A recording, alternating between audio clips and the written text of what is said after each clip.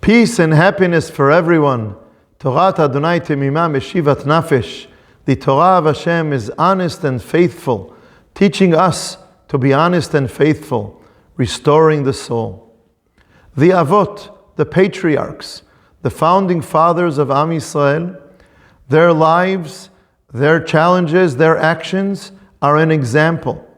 In a way, they are a projection of events and of challenges that Am Yisrael will have in the future, teaching us how to act and how to handle our challenges. Today we will see how this connects details from last week's Parashat, Chayei Sarah, through this week's Parashat, Toldot, and into next week's Parashat, Vayetze. In Parashat Chayei Sarah we read how Avraham has to negotiate and buy land in order to bury his wife Sarah. Several commentators ask, why does the Torah tell us this story? What does this story come to teach us? One of the answers to this question, amongst other places, it is mentioned in the Gemara in Masechet Bava Batra. One of the answers is that this is one of the trials of Avraham Avinu. Hashem promised Am Yisrael the land. He told him that his descendants will inherit Eretz Yisrael.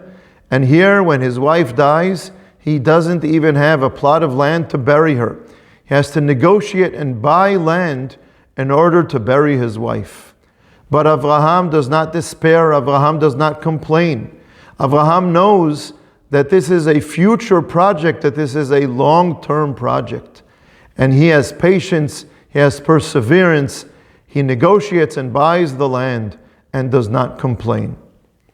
In this week's Parashat Toldot, we find that Esav comes from the field and he is tired.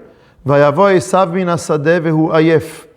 And because he is tired, he is impatient, he sells his Bechorah, his firstborn rights, to Yaakov. He doesn't have patience to continue the project that he can inherit from his father Yitzchak, and he passes it over to Yaakov.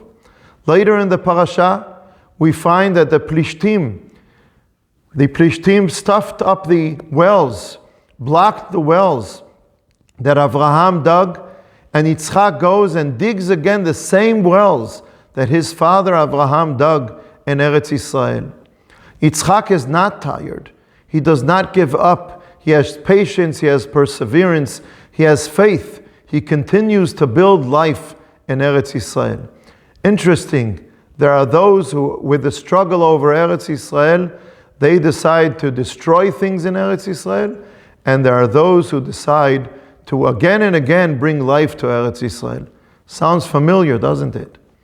In next week's parasha, Vayetze, Yaakov Avinu has to leave Eretz Yisrael, and he dreams about his future in Eretz Yisrael. He dreams about a ladder connecting heaven and earth, and he knows that he is going on a long-term journey.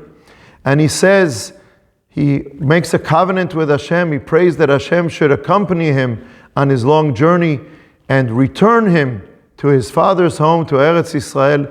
And then he says, this stone will be a house of God. He knows it's a long-term journey, and he plans to go through the journey, to challenge, to face all the challenges, and to come back and create in Eretz Yisrael a house of God. These are the fathers, the patriarchs, the founding fathers of Am Yisrael. Today, in Medinat Yisrael, we sometimes find that one generation returns to Eretz Yisrael with great excitement, with tremendous energies. And then sometimes we find that 2 generations later, their grandchildren go in the opposite direction, turning their backs to Am Yisrael. They get tired. The project didn't develop the way they wanted it to. The pace isn't fast enough. The conditions in Eretz Yisrael aren't developing in a way that is comfortable, that is happy for them. This is not about being judgmental towards them or critical towards them, but this is an issue that we have to put on the table, that we have to discuss, so that we give koach, we give strength to Am Yisrael, and we don't get tired and don't give up on this long-term project of Am Yisrael and Eretz Yisrael. We are all here thanks to previous generations that did not get tired in spite of the fact that it was a very, very long journey. Did we go through this long journey only so that now we will turn our backs on Eretz Yisrael and the project of Am Yisrael and go back to Galut? Is our memory such a short-term memory? We don't remember what Galut is like.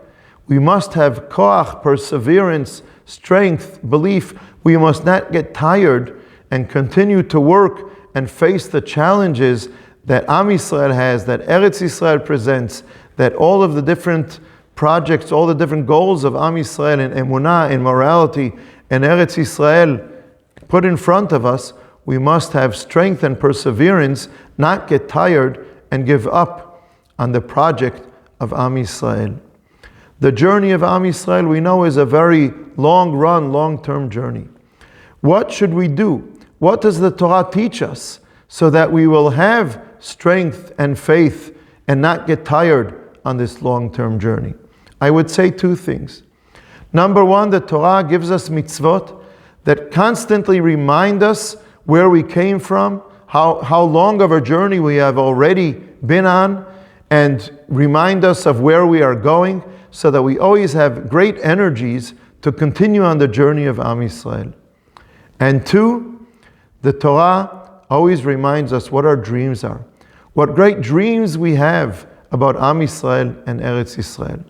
When we always remember where we came from, what we've gone through, what gives us energies, when we always remember where we're going, what our dreams are, what our goals are for Am Yisrael to give the world from Eretz Yisrael, then we will never be tired. We will always have strength, whether this long journey is about emunah, or about morality, or about Eretz Yisrael. We will always not be tired. We will have energies and faith and continue moving forward, making another step and another step forward in the long journey of Am Yisrael for the whole world. Shabbat Shalom.